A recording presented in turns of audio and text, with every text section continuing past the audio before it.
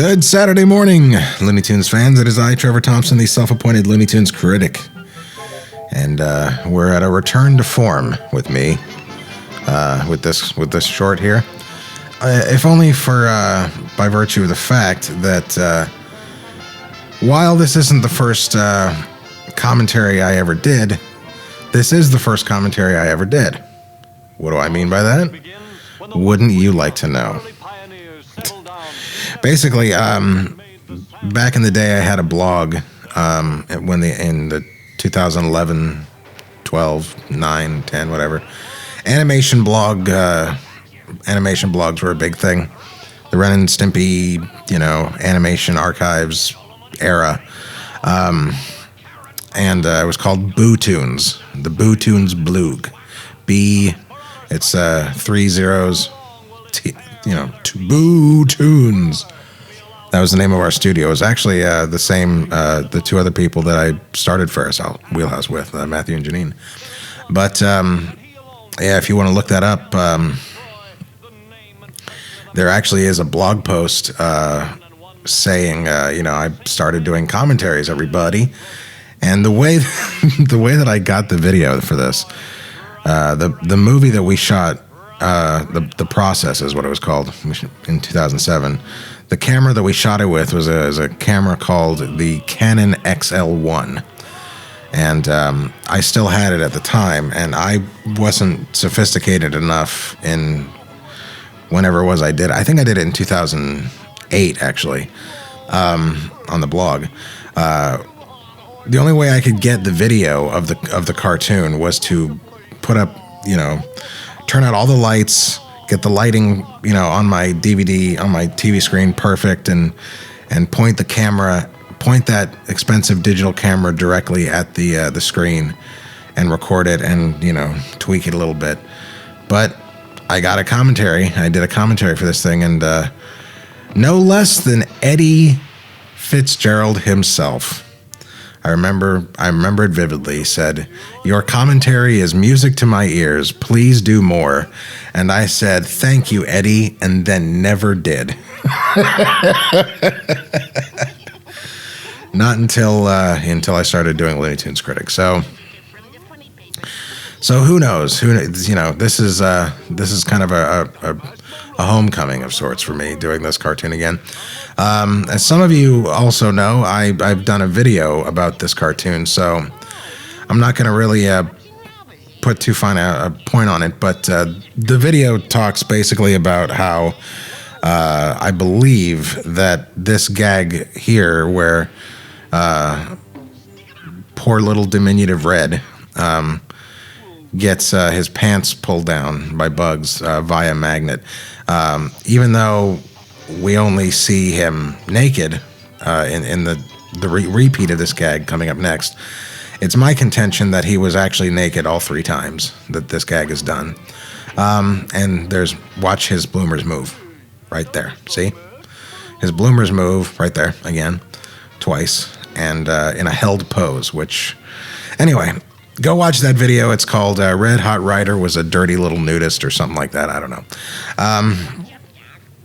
It's super easy to find this cartoon, by the way, which is weird because growing up I didn't see it very much, and it wasn't on. The only thing I'm 40, and the only thing that I was able to see this cartoon on in terms of video releases, we had Sean and I both had rented from, or not rented, but leased or whatever, borrowed from our school library, a VHS called Video Video, VIDD-O, for kids cartoon festivals.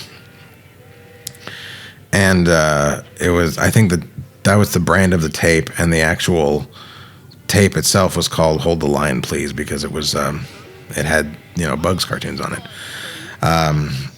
But anyway, Sean and I actually got kicked out of the library for watching this cartoon because we were laughing so loud. Which I understand our librarian, a very large kind of linebacker of a woman,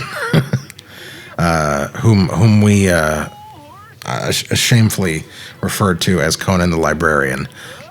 She kicked us out, and she did not see the humor at all in this, which is weird because how do you not see it? I mean, I said not see like twice, but how do you not see it? How do you not see that this is like one of the funniest horses in all of animation history? Now, if you don't agree with me or that opinion, then understand it's not just my opinion. I spent a good deal of time with Jim Smith from Ren and Stimpy, and Jim is the guy at the studio at Spumco when they were making it, when Spumco was making it. That Ren and Stimpy, that was you know, if you couldn't draw it and you worked on Ren and Stimpy and you couldn't draw it, the person you went to wasn't John, wasn't Vincent, you know, it was Jim Smith. It wasn't Bob Camp. It was Jim Smith. He was the guy.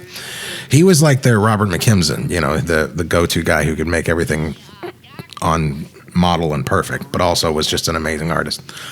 And Jim and I watched this cartoon together. And every time this horse was on camera and running and everything, he would just go back to, God damn, that's the funniest damn horse in all of cartoon history. And I was inclined to agree with him, you know. And he actually stole.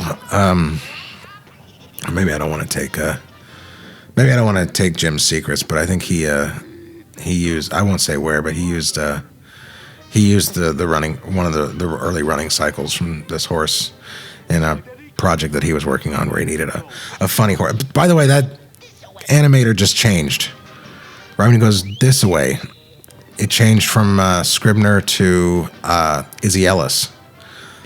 That's something, Clampett's the only director who does that, who's ever done that, I believe, who will change an animator right in the middle of a shot, or of a scene, really, which is not the way you want to do it, but necessarily, but the quality that he gets out of it is that some animators do certain things better than others. And if you have more than one quality that you're going for, or more than one theory, or more than one thing that you're trying to achieve of a scene, then why wouldn't you change animators and get your best animator on that part of it?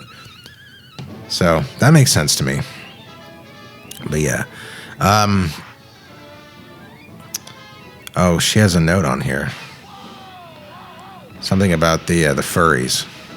Something about... She wants my ex wrote on here. She if I wanted to say something about because the video upset the furries. I said some bad stuff about the furries and the fig leaves. But look, I'm not saying that if you and your partner want to reenact the fig leaf scene that you're weird. I'm saying you're weird if you're wearing a matted mascot suit when you do it.